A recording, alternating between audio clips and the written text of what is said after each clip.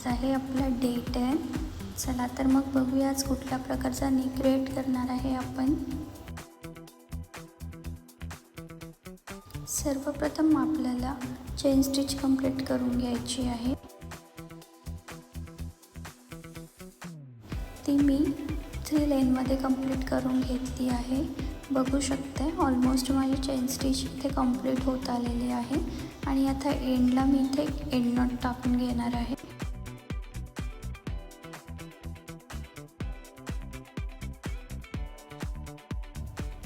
इथे मी आता एक शुगर बीट्सची लाईन क्रिएट करणार आहे. त्यासाठी मी दोन शुगर बीट्स घेऊन लाईन क्रिएट करते आहे. बघू शकता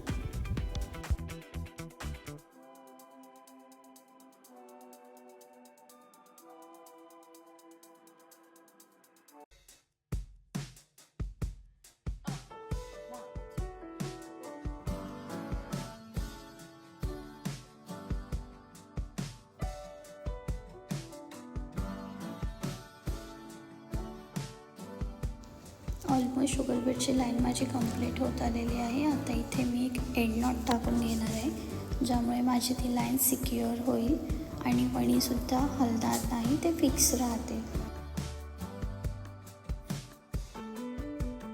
शुगर बीटची लाईन झाल्यानंतर मी ते 3 mm बीट्सचा यूज करणार आहे.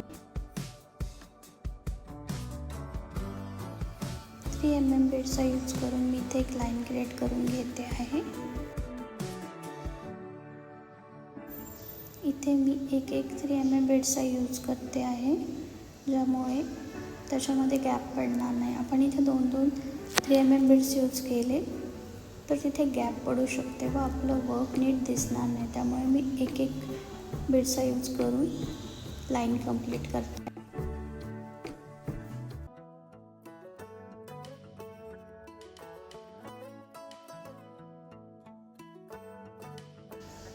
बघू शकता माझी 3 mm बीट्सची लाईन ऑलमोस्ट कंप्लीट होत आलेली आहे. इथे मी आता एक एंड नॉट टाकून घेणार आहे, ज्यामुळे ती लाईन माझी सिक्युअर होईल आणि वर्क खूप छान दिसेल.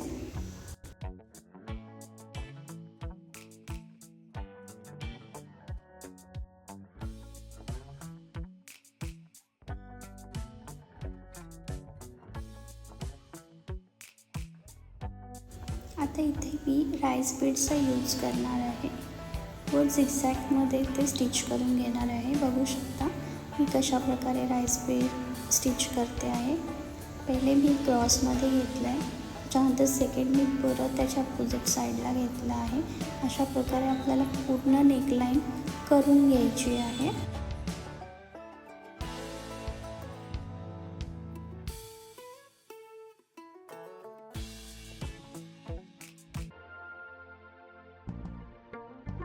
इथे आपल्याला कंपल्सरी एक बीट्सच स्टिच करायचं आहे, ज्यामुळे त्याचा लुक खूप छान झिगझॅगमध्ये येईल.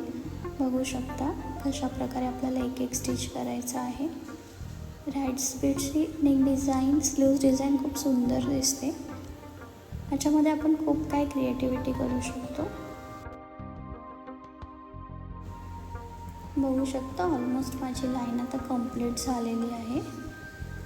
यानंतर मी आता इथे ग्लूचा यूज करणार आहे. बघू शकता 2 राईस बीट्सच्या मध्ये जी गॅप आहे तिथे मी ग्लू लावते आहे. कशा प्रकारे आपण इथे स्क्वेअर शेपमधले कुंदन स्टिक करणार आहे.